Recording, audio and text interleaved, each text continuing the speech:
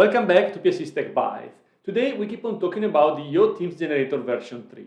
And specifically I want to talk with you about how we can create messaging extensions for Microsoft Teams. In fact, with YoTeams generator v3 we can create search extensions, message actions and link unfurling extensions. And generally speaking, here is the list of all of the events that can be intercepted using the messaging extension infrastructure of YoTeams version 3.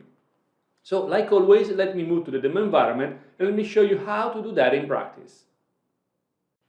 So, let's start creating a messaging extension using YoTeams generator version 3. And first of all, we need to execute the Yeoman generator for Teams using YoTeams. And by following the steps of the wizard, we can now create our solution. I will speed up this stage because we already saw it in some of the previous videos, but I will simply provide a name, use the current folder. I will provide a title for the project, demo extensions, for example. I will provide a name for my company. I will choose to use version 1.8 of the schema. And once I've done that, I will select to use the quick scaffolding. I want to create a message extension command, and I will provide a URL for my service. I can provide a loading URL while my extension is loading, and I can use a new bot or an already existing bot. I will use a new one because I will create a new bot. And here we have to provide the ID of an application which represents the bot on the Azure side of the story. So let me switch to Azure and let me create a new bot service here. So I will click on New. I will select to create a bot channel registration. And here I will create it and provide some basic settings, like for example the name of my bot handle. I will target a subscription, a resource group and a location. And once I will be done with the configuration of my bot channel registration, I will be able to use the ID under the cover of this bot channel as the setting for my Yeoman generator for Teams. I will choose the free one and I will provide a URL for my bot channel registration, which can be HTTPS, and it will be the URL of my solution under ngrok. So let me copy this URL and let me add ngrok.io/API/messages, which will be the URL where my bot will listen to. I don't want to have application inside right now, and I can auto-create the app ID and the password, and the app ID is what we need to configure the Yeoman generator. So let me click on Create, and after a while, my bot channel registration will be ready. Now my resource is ready, I can go there, and we can see in the configuration of the bot channel that we have a specific client ID that we can use. Well, we need to keep track of this value, so I click on Manage, and I simply go to Overview, and I copy the ID for this application. Moreover, I also need to keep track of the client secret for my application. So let me do that. Let me go to Certificate and Secrets. Let me add a new secret, which can be my client secret. It will last for 1 year. And let me copy the value of this client secret as well as all of the settings to configure the application in my generated application. It takes a while. And here I have my client secret, which I will copy and keep in a safe place. Now I can go back to my channel registration, and I can go to the channel section, and I can configure this one to be a bot channel for Microsoft Teams, for the commercial one or for the government one, up to you, depending on where you are. Then I can agree on the terms, and I can configure my bot channel registration in order to work with Microsoft Teams. So we can go back to the Yeoman generator for Teams, and we can provide the ID that we just created, the GUID of the application. Now I can select to create a search-based messaging extension or an action-based messaging extension. Let's go for the search one, for example. I can eventually have a settings page, which I want to have, and I will provide a name for my extension, which can be demo search. And then I will provide a description, and that's it. My solution will be scaffolded. The solution is now fully scaffolded, so I can run code.dot and see what we got generated.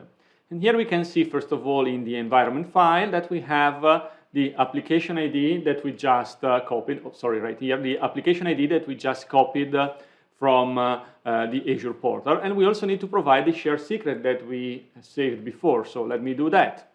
This is my secret. Moreover, I need to provide for ngrok, the subdomain that I want to use for my application. So if I go back here and I go to configuration, we can see that this is the URL on ngrok that I'm planning to use, and so this will be the subdomain. Of course, you will have to buy an ngrok plan to being able to use a custom subdomain for your solution. And now let's see what got generated. Like it was in the previous example with the tab, we have the client folder, we have the server folder, and the public one with the public assets. So in the client folder, we have the React component using React hooks, where we define the behavior and the UI of the settings page for our extension. Here you see we have a flex with Fluent UI, and we simply have a checkbox with an on or off status and a button to save the status, the settings of our messaging extension, our search messaging extension.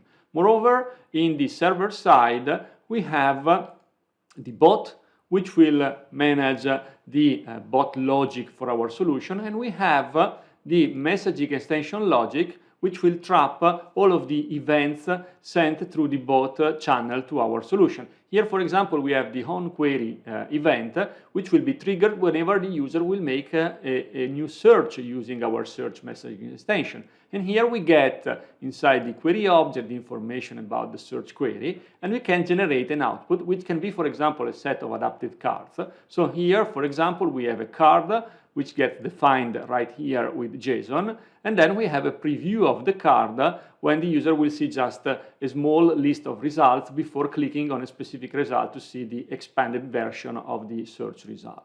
And then, based on the query parameters, if this is the initial run of the query, we simply provide in this generated code the card overriding the preview property of the output with this content. And actually, the generated code will do the same also for an actual search. But here you could replace this logic with your own search logic and create your own cards and provide the output for the search. Moreover, because in the card we have an action, you see a submit action, action.submit, which will get some content, some data in the request of the submits. We have also the onCard button clicked, which will look for the action clicked by the user and will get the value, the ID of the value provided in the action.submit.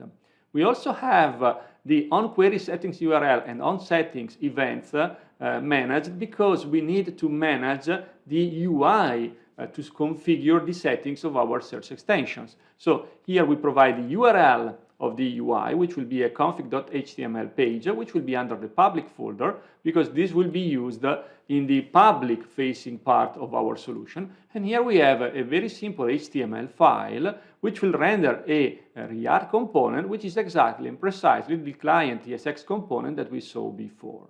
Moreover, if we go back to the extension, we also have this section when we get the settings once the user will click on the save button, and here we get back the new settings and we just show them in the log window of the application. So in order to run the solution, we can start the terminal and we can say gulp and grok serve, and we can run this solution. The gulp and grok serve will create a new package for our solution that we can upload in a target theme, and will start listening using Node.js. We'll start listening for requests, and using ngrok will make our solution available with the public URL that we configured. So it is ready. Let me go to Microsoft Teams in my environment. Here we are, and here is the base infrastructure that is used under the cover of the YOTIF generator. This is the repo of YOTIF generator, and this is one of the NPM packages used by YOTIMS. This one is the one for the messaging extension, and here you can see what the extensions events supported are.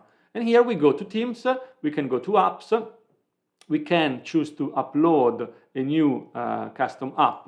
So I will click on this button and I will choose to go to my temp folder, and I want to use the solution that we just created. So this is our solution, the one in which we are with the Visual Studio Code. So let me get into this one, get the package, and upload the zip file of the package. By doing that, I will be able to add this solution to my tenant, to my Teams. So I click on Add, And by doing that, you see here I have my demo extension. Here I can search for something, and whatever it will be the search, I will get just one result, which will be my card preview. And if I click on it, I will see the extended card, and I can click on more details, or I can copy the card. And I can do the same if I go into the channel and I use it from here. I can create a new message. I can click on the extension right here and do the same. So I can search for test content. I will get the preview, and I can include the expanded card into the content of my messages and send it as the content of a new conversation. Like always, thank you for watching this video. I hope you found it interesting, and I'm really looking forward to seeing you next week. And remember, subscribe to this channel. Thank you.